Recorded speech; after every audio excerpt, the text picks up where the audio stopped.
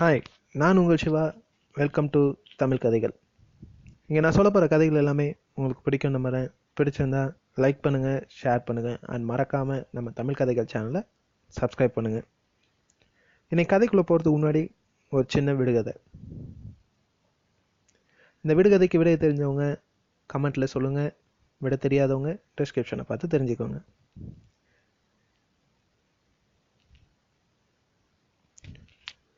நான் இருந்ததில்லை, ஆனாலும் இருப்பேன். என்னை யாரும் பார்த்ததில்லை, பார்க்கும் முன் பழசாகியிருப்பேன். என்னை நம்பியே இந்த உலகமும் மக்களும் நல்லது நடக்கும் என காத்திருப்பர். நான் யார்? சரி வாங்க, இன்னைக்கு நம்ம கதைக்குள்ளே போகலாம். இன்னைக்கு நம்ம தெனாலிராமன் பற்றிய கதையை பார்க்க போகிறோம்.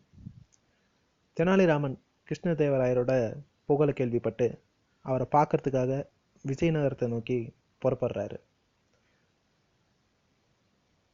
அந்த நகரத்தை வந்தடைஞ்ச தெனாலிராமன் பல நாட்களாக அங்கேயே தங்கியிருந்து அரசரை பார்க்க முயற்சி செய்கிறாரு. ஆனால் முடியலை. எப்படியாவது அரசரை பார்த்துட்டு தான் போவேன்னு தொடர்ந்து அங்கேயே தங்கி முயற்சி செஞ்சுக்கிட்டே இருக்காரு. தினமும் அரண்மனைக்கு போகிறதும் வருவதுமா இருக்காரு. ஒரு நாள் அப்படி போகும்போது அங்கே வித்தைக்காரன் வேடிக்கைகளை செஞ்சு காட்டுட்டு இருக்கிறத பார்க்குறாரு.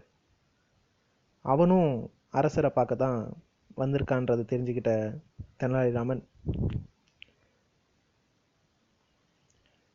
அவனோடவே தானும் ஒரு வித்தைக்காரர் போல சேர்ந்துக்கிறாரு. அந்த சமயம் அரண்மனையில் இருந்த காவலர்கள் வந்து அந்த வித்தைக்காரனை அரசர் பார்க்க கூப்பிட்டதா அழைக்கிறாங்க. அவன் கூட சேர்ந்து இருக்க தெனாலிராமனும் அப்படியே அவங்களோட போறாரு. அங்கே அரண்மனை அடைஞ்சதும் அரசர் வித்தைக்காரனை பார்த்து வித்தைகளை செய்து காட்ட சொல்றாரு. அவனோட வித்தைகள் எல்லாத்தையும் பார்த்து எல்லாரும் மகிழ்ச்சி அடைகிறாங்க. அரசரும் மகிழ்ந்து போறாரு.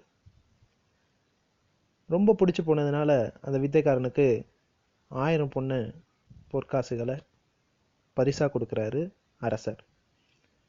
ஆனால் அந்த பரிசை அந்த வித்தைக்காரன் வாங்கிறதுக்கு முன்னையே தெனாலிராமன் குறுக்கிடுறாரு. அரசே, இவனை விட வித்தையில் வல்லவனான நான் இருக்கும்போது என்னோட வித்தைகளை பார்க்காம எப்படி அவனுக்கு நீங்கள் பரிசுகளை வழங்குவீங்கன்னு கேட்குறாரு. வேணும்னா நான் செய்கிற வித்தையை இவனால் செய்ய முடியுமான்னு பார்த்துட்டு அதில் யார் ஜெயிக்கிறாங்களோ அவங்களுக்கு பரிசை கொடுங்கன்னு சொல்லிட்டு முன்னாடி வந்து நிற்கிறாரு தெனாலிராமன். அரசரும் இதை பார்த்துட்டு மகிழ்ச்சி அடைகிறாரு. ஒருத்தர் ஏற்கனவே நல்லா செய்யும்போதே எல்லாருக்கும் மகிழ்ச்சியாக இருக்கும். இதில் 2 வல்லவர்கள் போட்டி போடுறாங்கன்னா பார்க்கறதுக்கு ஆர்வமாக தானே இருக்கும். எனவே அரசரும் அதற்கான உத்தரவை வழங்குறாரு. சரி, உன் விதையை நீ செஞ்சு காட்டுன்னு. அந்த பரிசு வாங்க போன வித்தைக்காரனுக்கு ஒரே கோபம்.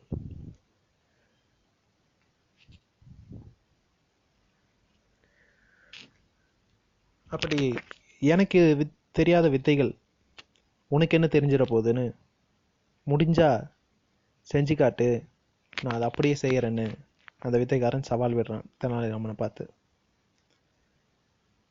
அங்கே கூடியிருக்கிற எல்லாரும் ஆவலோட பார்த்துக்கிட்டு இருக்காங்க.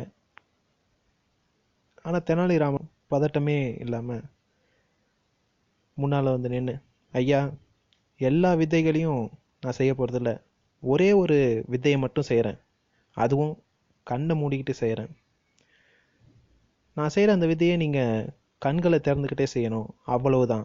அப்படி செஞ்சு காட்டிட்டீங்கன்னா நீங்கள் வெற்றி பெற்றுட்டீங்கன்னு ஒத்துக்கிறேன். அப்படி உங்களால் செய்ய முடியாத பட்சத்தில் 1000 பொற்காசுகளில் பாதியை எனக்கு தந்துடணும்னு அந்த வித்தைக்காரங்கிட்ட சொல்கிறாரு. வித்தைக்காரனும் ரொம்ப அலட்சியமா, நீ கண்ணை மூடிக்கிட்டு செய்கிறத நான் கண்களை திறந்துக்கிட்டே செய்யணும், அவ்வளவு தானே, நீ செஞ்சு காட்டுன்னு சொல்கிறான். உடனே தெனாலிராமன் அரசரைய பார்த்து வணங்கிட்டு அங்கே சுற்றி இருந்த வீரர்களை ஒருத்தரை நோக்கி ஒரு கைப்பிடி மண்ணும் ஒரு கருப்பு துணியும் எடுத்துட்டு வர சொல்றாரு. உடனே அந்த வீரனும் எடுத்துட்டு வந்து தெனாலிராமன் கிட்ட கொடுக்குறான். அதை வாங்கின தெனாலிராமன் அங்க கீழே உட்காந்து தன் கண்களை அந்த கருப்பு துணியால கட்டுறாரு. அந்த கட்டப்பட்ட துணியின் மேல தன் கண்கள் இருக்கிற இடத்துல அந்த கை நிறைய வாங்கின மண்ணை எடுத்து கொட்டுறாரு. சுத்தி இருந்த அனைவரும் கையை தட்டி ஆரவாரம் செஞ்சு சிரிக்கிறாங்க. மன்னரும் குலுங்கி குலுங்கி சிரிக்கிறாரு. அப்புறம் ராமன் தன் கண்ணில் இருந்த மண்ணெல்லாம் தட்டி விட்டுட்டு வித்தைக்காரனை பார்த்து, இந்த வித்தையை நீங்க இப்போ உங்க கண்களை திறந்து கொண்டே செஞ்சு காட்டுங்கன்னு சொல்றாரு. வித்தைக்காரனுக்கு திடுக்குன்னு ஆயிப்போச்சு.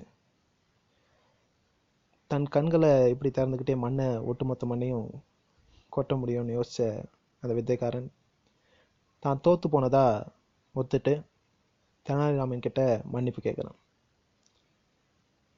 மன்னர் மகிழ்ந்து போய் ராமன் அழைச்சி அவனை பற்றின விவரங்கள் எல்லாம் கேட்டு தெரிஞ்சுக்கிறாரு. பிறகு தெனாலிராமா, உன் புத்திசாலியத்தை பார்த்து எனக்கு ரொம்பவே உன்னை பிடிச்சி போச்சு. நீ சொன்னபடி 500 பொற்காசுகளை வாங்கிக்கன்னு அவர்கிட்ட கொடுக்குறாரு. உடனே தெனாலிராமன், அரசே, இந்த வித்தைக்காரன் வித்தை காட்டுவதில் தனக்கு மிஞ்சியவங்க யாரும் இல்லை அப்படின்னு பேசிக்கிட்டு இருந்தான். அவனோட கர்வத்தை அடக்கிறதுக்கும் வல்லவனுக்கு வல்லவன் இந்த வையகத்தில் உண்டுன்னு நிரூபிக்கிறதுக்கும் தான் நான் வித்தைக்காரன்னு பொய் சொல்லி இங்க வந்தேன்னு சொல்றாரு. அதுக்காக என்னை மன்னிச்சுக்கோங்க, 1000 பொண்ணையும் அவருக்கே கொடுத்துருங்கன்னு கேட்டுக்கிறாரு தெனாலிராமன். அரசர் கிருஷ்ணதேவராயரும் மனசு மகிழ்ந்து போய் ராமன் சொல்லபடியே வித்தைக்காரனுக்கு 1000 பொற்காசுகளையும் பரிசா கொடுத்துட்றாரு.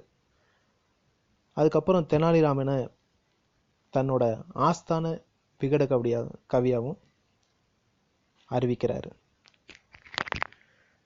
சரி, ஓகே ஃப்ரெண்ட்ஸ், இன்னைக்கு கதை இதோட முடியுது. மீண்டும் ஒரு கதையோடு உங்களை சந்திக்கும் வரை உங்களிடமிருந்து விடைபெறுவது உங்கள் சிவா. நன்றி, வணக்கம். மறக்காமல் நம்ம தமிழ் கதைகள் சேனலை சப்ஸ்கிரைப் பண்ணுங்கள். பாய்.